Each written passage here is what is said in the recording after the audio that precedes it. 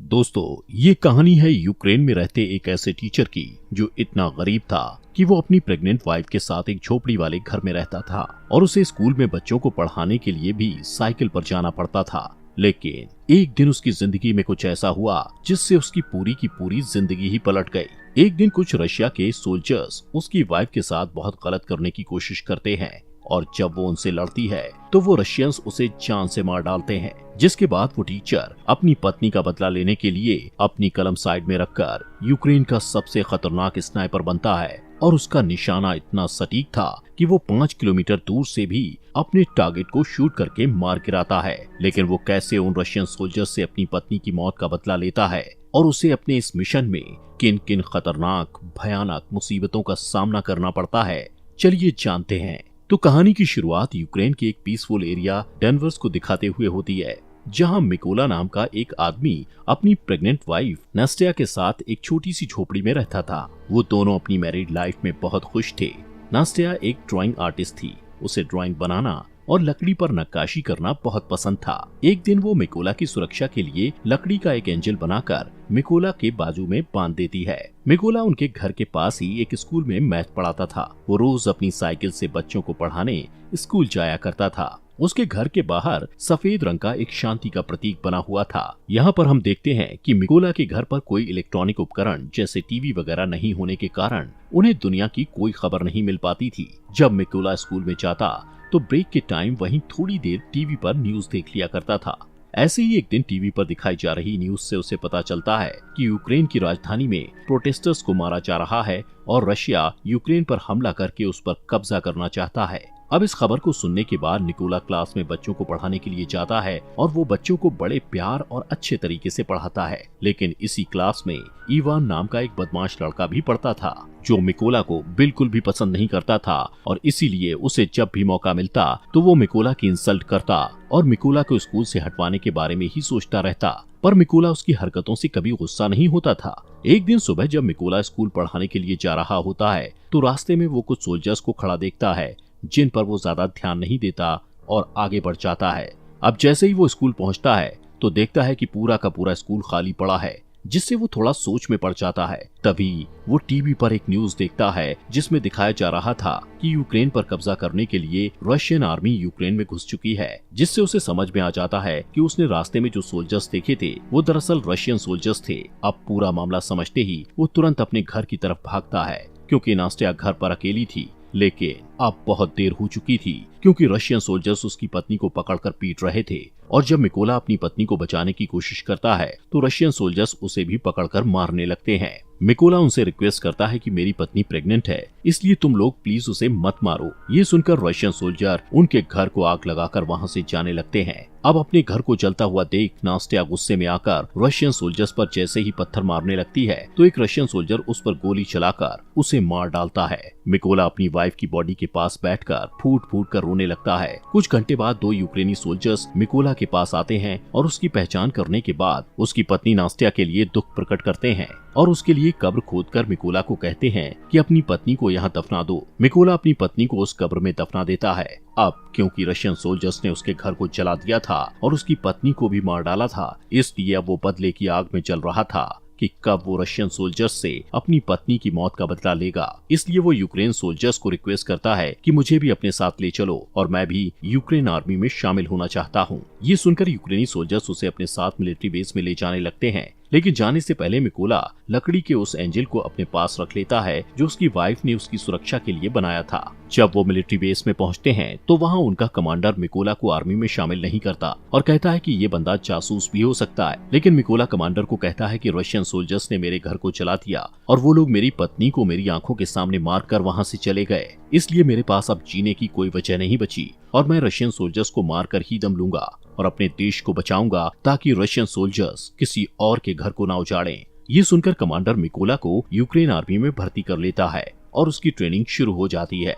मिकोला को बंदूकों के बारे में कुछ भी नहीं पता था और जब बाकी के सोल्जर्स बंदूकों को असेंबल कर रहे होते हैं तो मिकोला उनके सामने सबसे स्लो बंदूक असेंबल करता है, जिससे सभी सैनिकों को लगता है कि वो कभी भी एक अच्छा सोल्जर नहीं बन पाएगा। लेकिन मिकोला अपना पूरा फोकस ट्रेनिंग पर लगाता है ताकि वो जल्द से जल्द एक अच्छा सोल्जर बन पाए। और ऐसे ही एक दिन जब वो ट्रेनिंग कर रहा होता है तो वो अपने सीनियर्स को कहता है कि मुझे मिकोला कहकर मत बुलाओ। वो अपना कोड नेम रेवन रखता है, जिस पर उसके सीनियर्स उस पर हंसते हैं और उसे कहते हैं कि कोड नेम ऐसे ही किसी को नहीं मिलता, उसके लिए बहुत मेहनत लगती है, जिससे मिकोला अपनी पूरी कोशिश से ट्रेनिंग में लगा रहता है। रात को जब सभी सिपाही सो रहे होते थे तब भी मिकोला अकेले ही अपनी प्रैक्टिस जारी रखता था। एक दिन उसका कमांडर उनको बताता है कि हमारे पास स्नाइपर्स की कमी है, इसलिए तुम लोगों में से कौन कौन स्नाइपर बनना चाहता है, जिसे सुनकर बहुत ही कम लोग अपना हाथ उठाते हैं, लेकिन इनमें से एक मिकोला भी था, जिसे देखकर सभी हंसने लगते हैं। कमांडर उससे कहता है कि तुम्हें तो बंदूक भी असेंबल करनी नहीं आती, तुम कभी भी स्नाइपर नहीं बन सकते। लेकिन मिकोला कहता है कि मैं एक अच्छा स्नाइपर बन सकता हूँ और मैं ये साबित कर सकता हूँ। वो कमांडर को कहता है कि आप मेरा कोई भी टेस्ट ले सकते हो। तब कमांडर उसे टेस्ट देते हुए कहता है कि तुम्हें सिर्फ 20 सेकंड में इस AK-47 बंदूक को असेंबल करना होगा। तब मिकोला आंखों पर पट्टी बांधकर बंदूक को असेंबल करना शुरू करता है और सिर्फ 18 सेकंड में ही AK-47 को असेंबल कर देता है। ये देखकर सभी हैरान रह जाते हैं और जो लोग पहले मिकोला पर हंस रहे थे अब वो उसके लिए तालियां बजाने लगते हैं। इसके बाद मिकोला की स्नाइपर ट्रेनिंग शुरू हो जाती है और मिकोला स्नाइपर की ट्रेनिंग को पूरी जी जान से सीखने लग जाता है। ऐसे ही कुछ दिनों बाद वो दिन आ जाता है जिस दिन इन सभी स्नाइपर्स को बंदूकें दी जानी थी। यहाँ पर बाकी सभी स्नाइपर्स को बंदूक का नया और बेहतरीन मॉडल दिया जाता है, लेकिन वहीं मिकोला को एक पुराने मॉडल की बंदूक जो कि सही से काम भी नहीं करती थी वो दी जाती है। अपने साथ ऐसा भेदभाव देखते हुए मिकोला अपने सीनियर से कहता है कि सर मुझे भी नए मॉडल की बंदूक दीजिए, जिस पर उसका सीनियर उसे गुस्से से कहता है कि पहले तुम्हें प्रूव करना होगा कि तुम एक अच्छे स्नाइपर हो, उसके बाद तुम्हें नए मॉडल की बंदूक मिल जाएगी, जिसके लिए मिकोला तैयार हो जाता है। अब इन सभी स्नाइपर्स की लास्ट ट्रेनिंग शुरू होती है, जिसमें उन्हें सबसे पहले सीनियर सभी स्नाइपर्स को बताता है कि जब तुम लोग अपने दुश्मन पर छुपकर निशाना साध रहे होगे तब तुम लोगों को चाहे जो भी परिस्थिति आ जाए बिल्कुल भी हिलना नहीं है और सिर्फ अपने टारगेट पर फोकस करके उसे शूट करना है। इसके बाद सीनियर एक एक करके सभी स्नाइपर्स के पास शूट करने लगता है और जो भी सोल्जर गोली लगने के डर से जरा सा भी हिलता है तो उसे ट्रेनिंग से बाहर कर दिया जाता है। ऐसे ही जब मिकोला के पास सीनियर गोली चलाता है तो वो अपनी जगह पर ही निडरता से लेटा रहता है। यहाँ पर मिकोला अपने टारगेट पर उसी पुरानी बंदूक से निशाना लगाने की कोशिश करता है, लेकिन तभी इनका सीनियर उसे कहता है कि तुम्हें सिर्फ एक ही बार अपना टारगेट देखने को मिलेगा। और जैसे ही मिकोला अपना टारगेट देखता है तभी उसकी आंखों को ढक दिया जाता है, जिससे मिकोला का निशाना थोड़ा चूक जाता है। लेकिन सभी को पता था कि अगर मिकोला को नई बंदूक दी जाती और उसकी आंखों के आगे कुछ न रखा जाता तो वो अपना निशाना बिल्कुल सही लगाता, लेकिन कोई भी इस बारे में बात नहीं करता और मिकोला भी इस पर ज्यादा ध्यान नहीं देता। रात को इन स्नाइपर्स का नाइट शूट टेस्ट होता है, जिसमें ट्रेनर के फ्लेयर गन शॉट करते ही सभी स्नाइपर्स को उस फ्लेयर की रोशनी में अपने अपने टारगेट्स पर गोली चलानी थी।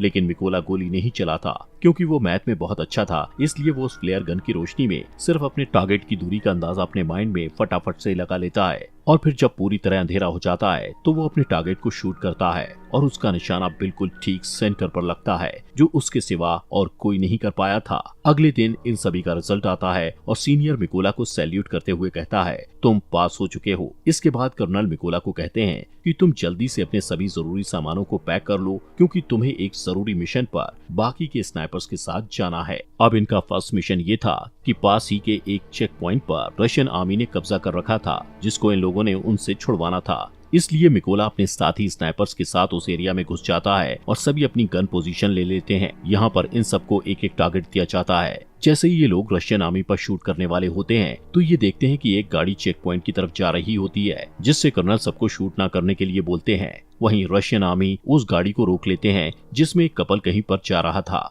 रशियन आर्मी उन्हें गाड़ी से बाहर निकालकर उनका पासपोर्ट लेकर अपने पास रख लेते हैं और उन्हें काफी बुरी तरह से टॉर्चर करने लगते हैं, जिसे देखकर जैसे ही कर्नल स्नाइपर को शूट करने के लिए कहता है तो एक ही झटके में सभी स्नाइपर्स अपने अपने टारगेट को शूट करके निपटा देते हैं। अब इन स्नाइपर्स का पहला मिशन सक्सेसफुल हो गया था, इसलिए ये सभी खुशी खुशी वापस बेस में आते हैं। तब मिकोला वहाँ देखता है कि उसके बाकी के साथी बेस में नहीं है और जब वो इसके बारे में पूछता है तो उसे पता चलता है कि वो एक दूसरे मिशन पर गए हुए हैं। यहाँ पर मिकोला को ये भी पता लगता है कि उस मिशन पर उसके कई साथी मारे गए हैं और उन सबको एक ही स्नाइपर जिसका नाम सेरी है उसने मारा है, जो रशियन आर्मी का सबसे बेहतरीन स्नाइपर है। कुछ दिनों बाद इनका नेक्स्ट मिशन शुरू हो जाता है, जिसके लिए सभी स्नाइपर्स उस जगह पर पहुंच जाते हैं जहां पर रशियन आर्मी कब्जा करने के लिए आने वाली थी। सबसे पहले मिकोला अपने साथियों के साथ इन जगहों पर बॉम्ब्स फिट करने लग जाता है और खुद को घास के अंदर छुपाकर रशियंस के आने का इंतजार करने लगता है। अब जैसे ही कुछ टाइम बाद रशियन आर्मी वहां आने लगती है तो मिकोला देखता है कि उन रशियन आर्मी में उसका स्टूडेंट इवान भी था, जो स्कूल में उसे हर टाइम परेशान करता रहता था और अब वो रशियन आर्मी में शामिल हो चुका था। मिकोला को अपने स्टूडेंट को मारना अच्छा नहीं लगता, लेकिन जैसे ही कर्नल शूट का ऑर्डर देते हैं तो मिकोला थोड़ा सोचने के बाद अपने जज्बातों को साइड में रखते हुए बारूद पर शूट कर देता है, जिससे इवान समेत सभी रशियन आर्मी वाले मारे जाते हैं। इसके बाद कर्नल उससे गुस्से में पूछता है कि तुम क्या सोच रहे थे, तो मिकोला उसे बताता है कि उस रशियन सैनिकों में से एक मेरा स्टूडेंट भी था जिसने रशियन आर्मी को ज्वाइन कर लिया था। तब कर्नल उसे समझाते हैं कि ये इवान की चॉइस थी कि वो गद्दारों में शामिल हो गया, इसलिए तुम्हें अपने स्टूडेंट के लिए बुरा मानने की बिल्कुल भी जरूरत नहीं है। इसके बाद ये लोग वापस बेस में आ जाते हैं। यहाँ पर अब कर्नल अपना ज्यादातर टाइम मिकोला के साथ ही बिताता है, क्योंकि अब वो पूरी तरह से मिकोला पर विश्वास करने लगा था। कर्नल मिकोला को बताता है कि मेरी 2 बेटियां हैं और उनको नहीं पता कि मैं आर्मी में कर्नल की जॉब करता हूँ। उनको मैं ये कहकर आया हूँ कि मैं एक काफी बड़ा बिजनेस करता हूँ और मेरी वाइफ भी मेरी बेटियों को नहीं बताती कि मैं कर्नल की पोस्ट पर हूँ। ये सुनकर मिकोला भी कर्नल को अपनी पत्नी की आखिरी निशानी दिखाता हुआ काफी ज्यादा इमोशनल हो जाता है। दोस्तों, आगे बढ़ने से पहले आप सभी का दिल से शुक्रिया आपके अपने फॉक्स एक्सप्लेनर हिंदी चैनल को सब्सक्राइब करने के लिए। अब इसके बाद अगले दिन ये लोग फिर से अपने अगले मिशन पर निकल पड़ते हैं और ये लड़ाई काफी बड़ी थी, इसलिए सभी स्नाइपर्स छुपने के लिए खाई खोदते हैं और अपनी अपनी पोजीशन ले लेते हैं। यहाँ पर ये लोग इसलिए आए थे क्योंकि इन्हें कहीं से पता चल गया था कि रशिया के कुछ सिपाही इधर कब्जा करने के लिए आ रहे हैं। इस मिशन में कर्नल मिकोला के साथ ही थे। तभी कुछ टाइम बाद मिकोला यहाँ पर नोटिस करता है कि उन रशियन सोल्जर्स के साथ वो सोल्जर भी आया था जिसने उसकी पत्नी को गोली मारी थी। वो सोल्जर बिल्कुल ही मिकोला के निशाने पर था। ये देखकर मिकोला कर्नल से पूछता है क्या मैं उस पर शूट कर सकता हूँ, जिस पर कर्नल कहता है कि अभी नहीं। मिकोला फिर से देखता है कि वो रशियन बिल्कुल उसके निशाने पर है और शायद फिर उसे कभी ये मौका न मिले, इसलिए वो फिर से कर्नल से पूछता है तो कर्नल उसे फिर से मना कर देता है। अब क्योंकि मिकोला का मिशन ही यही था कि वो अपनी पत्नी का बदला ले, इसीलिए वो खुद पर कंट्रोल नहीं रख पाता और उस सोल्जर पर शूट करके उसे मार डालता है। लेकिन इससे रशियन सैनिकों को इनके बारे में पता चल जाता है। कर्नल मिकोला पर भड़क जाता है कि तुमने क्या किया। तभी सेरी, जो रशियन आर्मी का एक तेज तर्रार स्नाइपर था, वो कर्नल को शूट करके मार डालता है और सभी रशियन सोल्जर्स इन पर बॉम्ब्स फेंकने लगते हैं, जिससे मिकोला कर्नल की बॉडी को उठाकर वहां से दूर भागने लगता है। लेकिन कुछ देर बाद वो रशियंस की रेंज से बाहर चला जाता है। मिकोला वापस बेस में आता है, लेकिन वो बहुत उदास था क्योंकि उसकी गलती की वजह से कर्नल मारा गया था। मिकोला अब ये कसम खाता है कि वो सेरी को कहीं से भी ढूंढकर उसे मार देगा और कर्नल की मौत का बदला लेगा। इसीलिए वो अगले मिशन के लिए अकेला ही निकल पड़ता है। थोड़ी दूर जाने के बाद उसे कुछ रशियन स्नाइपर्स की लोकेशन पता चलती है, जिससे वो अपने टारगेट फिक्स करके एक रशियन स्नाइपर को शूट करके मार गिराता है। लेकिन तभी दूसरा रशियन स्नाइपर मिकोला पर शूट करता है, जिससे मिकोला के हाथ को गोली छू कर निकल जाती है और वो घायल हो जाता है। लेकिन फिर भी मिकोला उस स्नाइपर को शूट करके मार गिराता है। अब क्योंकि मिकोला जख्मी था तो इसलिए वो एक सीक्रेट अड्डे पर जाकर अपने जख्म के ठीक होने का इंतजार करता है। तभी आर्मी हेड उसे कॉल करके कहता है कि हमारी आर्मी ने उस स्नाइपर का पता लगा लिया है जिसने कैप्टन को मारा था। हेड मिकोला को कहता है कि तुम जल्दी से बेस पर आ जाओ, जिससे मिकोला बेस में पहुंचता है। अब मिशन शुरू होने से पहले सभी सैनिकों को सारी जानकारी दी जाती है कि उस स्नाइपर की गोलियां बहुत दूर तक जाती हैं। उसने अब तक 5 सबसे कारगर यूक्रेनी स्नाइपर्स और 3 मशीन गनर्स को मार गिराया है और उस स्नाइपर का नाम है सेरी। हेड उन सबको ये भी बताता है कि सेरी पहले यूक्रेनी सोल्जर्स को मारता है और फिर उनकी फोटोज और वीडियोस को रिकॉर्ड करके इंटरनेट पर पोस्ट कर देता है, ताकि वो यूक्रेनी लोगों और खासकर यूक्रेनी आर्मी का मनोबल तोड़ पाए और वो हार मान ले। सेरी के पोस्ट इंटरनेट पर डालने से यूक्रेन आर्मी को उसकी लोकेशन का पता चल गया था। यहाँ पर कुछ सैनिक कहते हैं कि हमें उस लोकेशन पर माइंस बिछा देनी चाहिए। तब मिकोला उन्हें कहता है कि नहीं, हम ऐसा नहीं कर सकते, क्योंकि जब तक हम उस जगहों पर माइंस बिछाएंगे तब तक सेरी हमारा सफाया कर देगा। इसलिए हेड उनसे कहता है कि हम वहां 2 ग्रुप्स में जाएंगे। एक ग्रुप उन रशियन स्नाइपर्स पर सामने से अटैक करेगा, जिसमें वो लोग बिजी हो जाएंगे।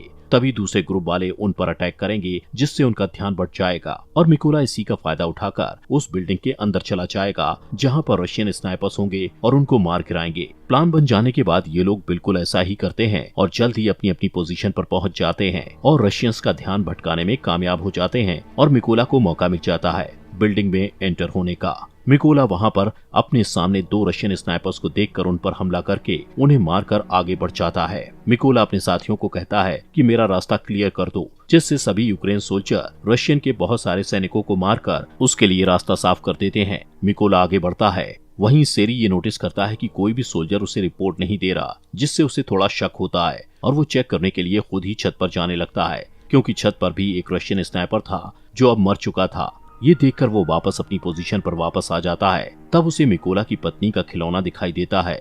उसी वक्त मिकोला ऊपर से कूदता है और सेरी को मार डालता है। तभी एक और रशियन स्नाइपर को थोड़ी आवाज आती है, जिससे वो अलर्ट हो जाता है, लेकिन मिकोला उसी टाइम उसके पास एक ग्रेनेड फेंकता है और अब उस स्नाइपर का भी काम तमाम हो जाता है। लेकिन यहाँ पर हम देखते हैं कि सेरी जब ऊपर छत पर चेक करने गया था तो उसने अपने रशियन आर्मी से फोन करके बैकअप बुलाया था, इसलिए अब रशियन आर्मी वहाँ पर आ रही होती है। उन लोगों को नहीं पता था कि सेरी मारा जा चुका है, इसलिए वो सेरी को कॉल करके कांटेक्ट करते हैं, लेकिन कॉल मिकोला उठाता है और कहता है कि तुम लोगों का अब टाइम खत्म हो चुका है। ये कहकर वो ट्रक के ड्राइवर को शूट कर देता है, जिससे सभी रशियन सिपाही ट्रक से बाहर निकल जाते हैं। लेकिन उन्हें नहीं पता था कि यूक्रेन के स्नाइपर्स ने पहले ही उन पर निशाना साध रखा था। तभी सभी यूक्रेनी स्नाइपर्स उन पर गोलियों की बारिश कर देते हैं और मार डालते हैं।